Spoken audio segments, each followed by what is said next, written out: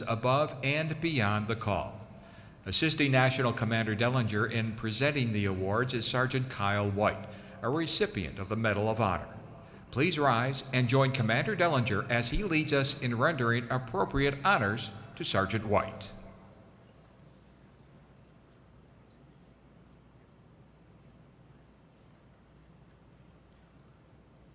And salute. 2.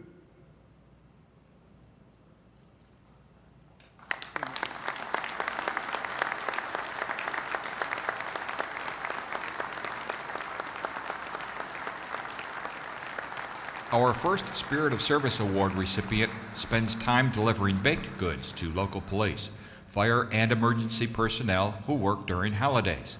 She also participates in the Army Service Blood Program, providing blood products for soldiers, veterans, and their families. She's currently assigned to the United States Army Medical Research Institute of Chemical Defense.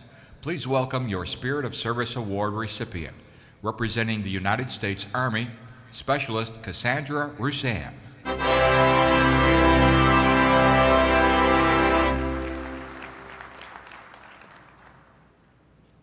Good morning. So they told us that we're in order based on the ages of the service, but I think they put me first because we all know the Army is the best branch, right? I'm from Florida, so big shout out to Florida there. I've been stationed in Maryland for the last 4 years though, so you guys have a special place in my heart. I'd like to thank the Legion for selecting me as this year's 2014 Spirit of Service recipient for the Army. It's a really big honor, and it's been really great being here. My family and I have really enjoyed it. You guys have been so welcoming and so gracious, and we're so excited to be part of such a great organization. We're really looking forward to hooking up with our local post when we get home and getting involved. I'd of course like to thank God. He's a big part of my life. He's given me a heart of service and provided me with a great church home and a lot of great people around me to support that. The Army has provided me with a lot of opportunities to serve, not just my country, but also my community. My local command at the U.S. Army Medical Research Institute of Chemical Defense has been really great. They are so awesome at recognizing their soldiers and just providing them with opportunities and just really, really being supportive. And that means a lot. My husband Heath and my daughters, Skylar and Cameron, are here with me. They have been unbelievable. My husband especially, he puts up with all of my whims and my need to constantly help everybody and does not hesitate to remind me that I can't do it all. I am just one person and sometimes I have to slow down.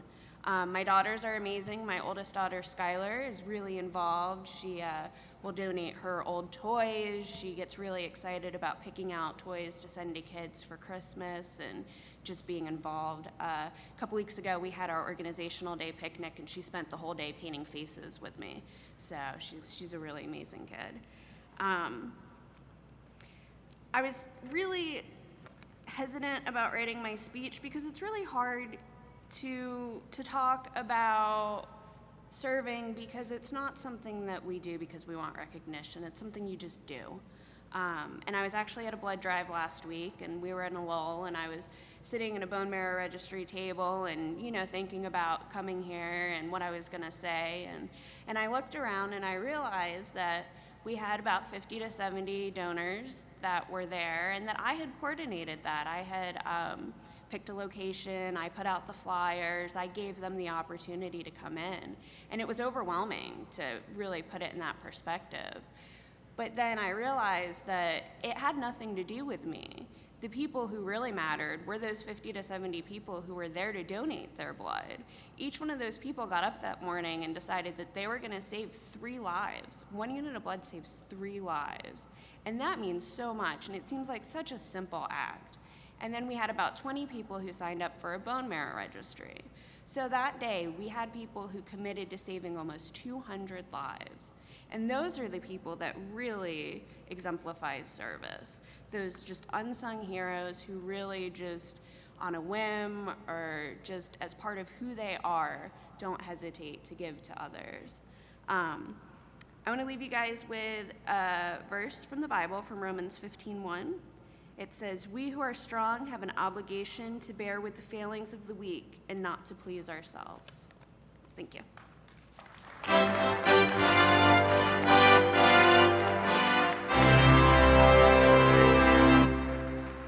Our next recipient of the 2014 American Legion Spirit of Service Award comes to us from Veracruz, Mexico. He joined the U.S. Navy in May 2003. During his tour in Gulfport, Mississippi, he spent many of his off-duty hours volunteering to help clear roads and build temporary housing for victims of Hurricane Katrina. He also volunteered time coaching children of the Keflavik Youth Athletic Association Soccer League.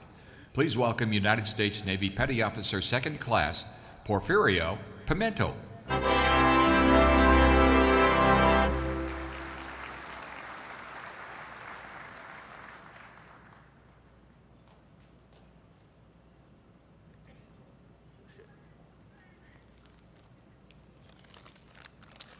Thank you.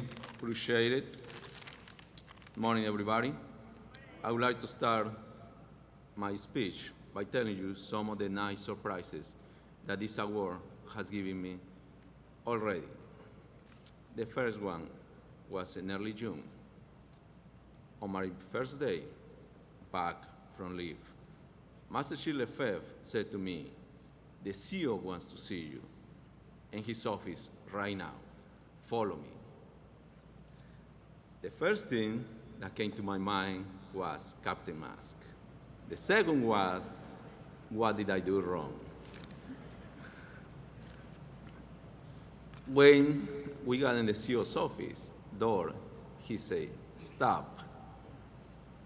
Then it was about a minute, but to me it felt like about 8 hours. Pretty sure you've been in the service, know what it is to go and see the CEO. I'm pretty sure my face was all different colors.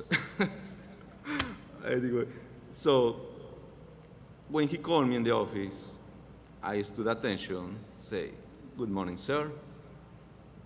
He said to me, "Do you know why you are here?" I said, "No, sir." He said, "You are here because you got the American Legion Spirit of Service Award." That was great news. Especially, there was no Captain Mask for me. You can laugh, it's fine. I wasn't laughing at that time. The second nice surprise was the award came with all expenses paid trip to Charlotte, North Carolina. Last but not least, from the moment I arrived here, every single member of the American Legion has been very nice to me and my family. From the bottom of my heart, I want to say thank you to my amazing wife, Susanna. She should be somewhere there. Sorry, Hannah, I can't see you. And my amazing daughter, Paulina. Pretty sure you have seen me hanging with them and giving a lot of kisses to my daughter. I love her.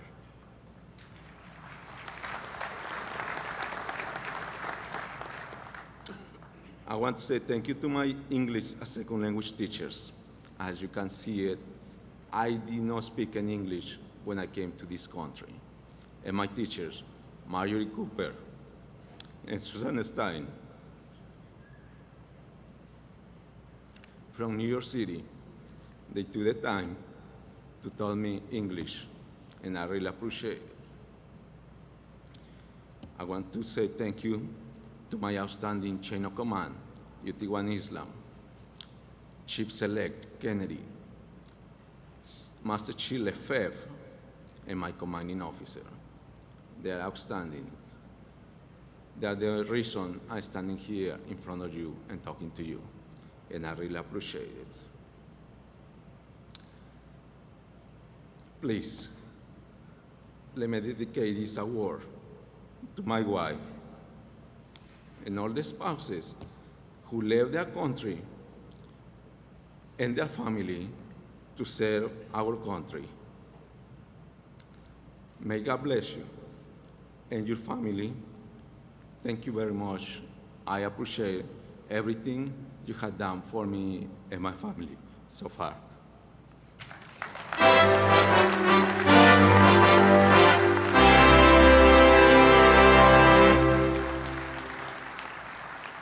Our next Spirit of Service Award is given to a Marine for his selfless community service while assigned to Headquarters Company, 4th Marine Regiment, 3rd Marine Division, Camp Schwab, Okinawa. During his tour on Okinawa, he volunteered hundreds of hours to various organizations on and off base, including the USO, Hinoko Orphanage, and the Kadena Special Olympics. He is cited as a leader and mentor in and out of uniform. Ladies and gentlemen, please welcome Corporal Ricardo Gonzalez, United States Marine Corps.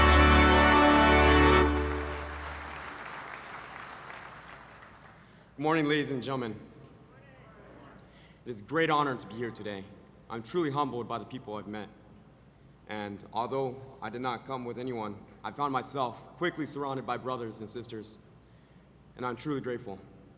I would like to take this moment to thank my mother for raising me, Captain Thomas Malone, retired, for nominating me, the Marines and sailors of 4th Marine Regiment for supporting me, the United States Marine Corps for inspiring me, and the men and women of the American Legion who have recognized me for this prestigious award. What I cherish most is my title as a United States American. When I took my oath of allegiance, naturalized at the age of 13, I found it difficult to recognize what I did to earn my place among this great society. I understood one thing, that the reason I'm alive today is through the hard work of my mother and the community that supported my family and I. I understand I have an obligation to my community, state, and nation. Americans take care of each other. I cannot and will not miss an opportunity to prove constantly what it means to be an American citizen. If I am capable to ensure the welfare of my fellow man and woman is taken care of, then I will. Whether if it's an orphan from Japan without a role model, a woman, an elderly woman from Thailand who the society has abandoned her, or my fellow Marine who struggles with stress on a daily basis. I'm capable. I'm a man of action. Now I'll make change. If anything, please remember this. It is never so easy to smile when you see someone else smiling because of you. Thank you for having me. Semper Fidelis. God bless you.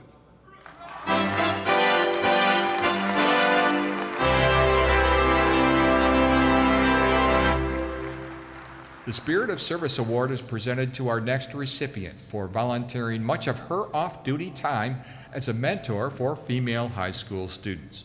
She also organized non-traditional career field trips for female high school students, and she spearheaded the creation of an adult mentorship program for troubled middle school children living in the Kodiak community. From U.S. Coast Guard Communication Station Kodiak, please welcome Operations Specialist 3rd Class, Christina Madsen.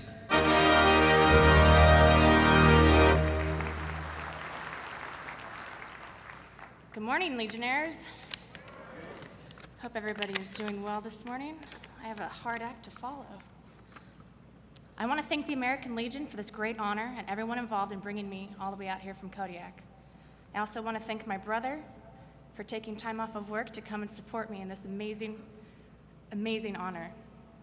I want to thank my XO at ComState Kodiak for nominating me for this prestigious award. I'm so pleased to be a recipient of this incredible honor.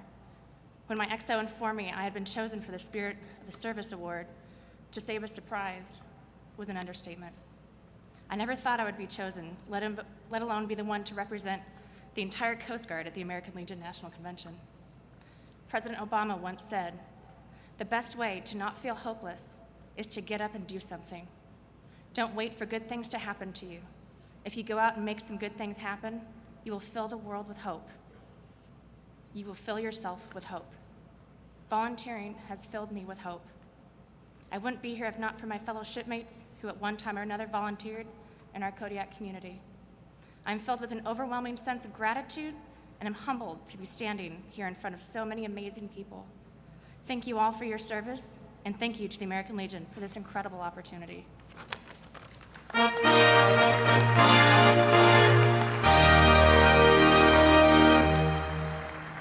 Our next recipient has distinguished herself while serving as an air traffic control watch supervisor at Mountain Home Air Force Base, Idaho, home of the 366th Operations Support Squadron.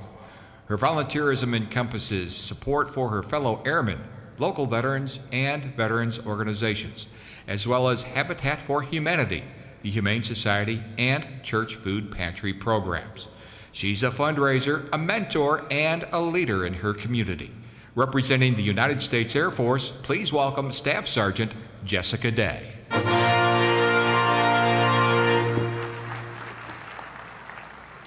I need a stool because I'm fun-sized. Good morning.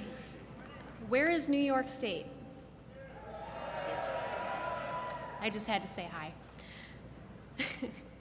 I would like to say, just for the record, that that Cass did say that we were in order of importance, but I'd like to think that they saved the best for last, so go Air Force. I would like to begin by thanking the American Legion for putting together such an amazing experience and for choosing us as your 2014 Spirit of Service Award selectees. Thank you very much. Next, I would like to thank Commander Dellinger for having us as your distinguished guests. It has been awesome. It's been top-notch hospitality, and it's been an absolute honor. Thank you.